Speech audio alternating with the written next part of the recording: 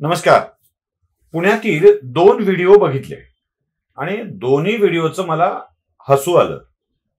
हसू यासाठी आलं की आजवर या विषयाला कोणी फारसं गांभीर्यानं घेत नव्हतं आणि ती टीका संवैधानिक अधिकार वगैरे वगैरे असल्या सगळ्या गोष्टी सांगून गप्प बसत होते. प्रकरण पहिलं आधी सांगतो, कारण ते आधी घडलंय. बकरी ईदच्या दुसऱ्या दिवशी बासी ईद साजरी करण्यासाठी पुण्यातल्या सारसबाग परिसरामध्ये मुस्लिम समाजातील अनेकांची गर्दी होते. मग बासी ईद साजरी करताना ते काय आपल्या डब्यामध्ये घरून वेगवेगळे मांसाहारी पदार्थ घेऊन येतात आणि मग त्या पदार्थावर सारसबागेतल्या सावलीतल्या कोपऱ्या कोपऱ्यात बसून ताव मारायचा, आपल्या कुटुंबियांना फिरवायचं, तिथल्या निसर्गाचा आस्वाद घ्यायला लावायचा. ही पद्धत पुण्यात रूढ झाली होती. एखाद्या बागेत कोणी जाऊन काय खावं याच्याविषयी काय फारसा आक्षेप असायचं कारण नाही. पण पुण्यातल्या खासदार राज्यसभा सदस्य मेधाताई कुलकर्णी यांनी मनपाला एक पत्र दिलं आणि सांगितलं की ही सारसबाग बंद करा. मी तुम्हाला अर्धीच कहाणी सांगतोय. आधी सांगितलं की ही बाग बंद करा बासी ईदच्या दिवशी. मग काय, बासी ईदच्या दिवशी खासदाराचं पत्र मनपा आयुक्तांनी गृहीत धरलं आणि आजच्या दिवशी सारसबाग बंद राहील असं फरमान काढलं.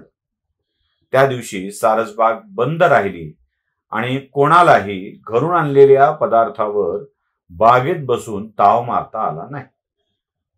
मग सुरू झालं संवैधानिक अधिकाराचं उल्लंघन, मेधा कुलकर्णींच्या वरती कारवाई करा, मनपा आयुक्ताचं निलंबन करा, संविधानानं दिलेला हा अधिकार आहे, आम्ही बसून कुठेही बसून काहीही खाऊ शकतो, हा आमचा अधिकार आहे, त्या अधिकारावर गंडांतर आणणारी मनपा कोण, वगैरे वगैरे. मेधा कुलकर्णींना पुन्हा एकदा आरोपीच्या पिंजऱ्यात उभं केलं. याआधी मेधा कुलकर्णींनी असंच एका मिरवणुकीच्या आवाजाविषयी भाष्य केलं, मंदिरात जाण्याविषयी भाष्य केलं आणि त्या वादात सापडल्या. असो, मेधा कुलकर्णी या हिंदू जनमानसाचं प्रतिनिधित्व करत त्या बोलत असतात, त्या पत्र देत असतात. पत्र देणे आणि मागणी करणे हा सुद्धा मेधा कुलकर्णींचा एक सामान्य नागरिक म्हणून संवैधानिक अधिकार आहे. आम्हाला बागेत बसून मटण खाऊ दिलं नाही, हा संवैधानिक अधिकाराचं उल्लंघन करण्याचा दावा करणाऱ्या लोकांना मला सांगायचं आहे, सारसबागेत केवळ बाग नाहीये, तिथे गणपतीचं मंदिर आहे. गणपतीच्या मंदिराच्या भोवती बसून मटण खाणाऱ्यांना हिंदू धर्माच्या त्या भावनांचं उल्लंघन होत आहे याचा विसर पडला. संवैधानिक अधिकार केवळ मुसलमानांच्यासाठी आहेत, ते हिंदूंच्यासाठी नाहीत. गणपतीच्या देवळाबाहेर मटण खाल्लं तर आमच्या भावना दुखावत नाहीत, नाही दुखावणार. उद्या कोणी कोणता प्राणी कोणत्या प्रार्थना स्थळात सोडला तर किती भावना दुखावतात. मग ज्या गजाननाच्या, ज्या गणपतीच्या मंदिराचं पावित्र्य राखण्यासाठी तिथे अभक्षभक्षण करू नये अथवा ते पदार्थ नेऊ नयेत याचं भान नाही राहत. आठवतंय मागे एकदा पुण्यातल्याच गणपतीच्या दर्शनाला आत न जाता एका मोठ्या साहेबांनी दर्शन बाहेरून घेतलं होतं आणि ते म्हणाले होते वशाट खाल्लंय त्यामुळं आज जाऊन दर्शन करत नाही. म्हणजे मांसाहारी पदार्थ हे गणपतीच्या दर्शनाला करून जाऊ नये, खाऊन जाऊ नये, या आमच्या भावना आहेत आणि आमच्या धार्मिक भावना जपण्याचे संवैधानिक अधिकार आम्हाला त्याच संविधानानं दिलेले आहेत. त्यामुळं मंदिराच्या बाजूला बसून वशाट खाण्याची इच्छा असणाऱ्यांनी मनपाच्या अधिकाराच्या निलंबनाची केलेली भाषा ही त्रासदायकच ठरणार. म्हणून माझा मेधा कुलकर्णी यांना समर्थन आहे आणि मनपाच्या अधिकाऱ्यांच्या वरती कोणतीही कारवाई केली तर तिथला हिंदू आंदोलनाला बसेल हे लक्षात ठेवायचं. कारण एखाद्या स्थळाचं पावित्र्य जपणे ही जबाबदारी प्रशासनाची असते आणि हिंदू धर्मस्थळाचं पावित्र्य जपण्याची जबाबदारी मनपाच्या कर्मचाऱ्यांनी केलेली आहे. आणि मेधा कुलकर्णींच्या विषयात सांगायचं झालं तर मेधा कुलकर्णींना प्रश्न विचारला जाऊ नये, उलट त्यांचं अभिनंदन करावं, कौतुक करावं, वा, खासदार असूनही तुम्ही संविधानाचा खराखुरा उपयोग करून घेतलेला आहे.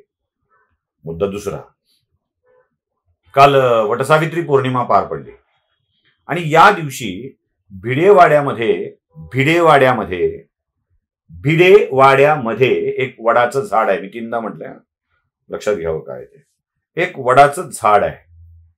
या वडाच्या झाडाची काही सवाष्णी महिलांनी पूजा केली आणि ही पूजा का केली याचा राग काही पुरोगामींना आला आणि त्यांनी सांगितलं की हे करायला नको होतं. अशा कर्म कांडांना आमचा विरोध आहे. तुमचा कर्म आणि कांडांना विरोध असणं स्वाभाविक आहे. त्याच्याविषयी आम्हाला आक्षेप असायचं कारण नाहीये. कुणाचं पुरोगामित्व कोण जपावं हा ज्याचा त्याचा प्रश्न आहे.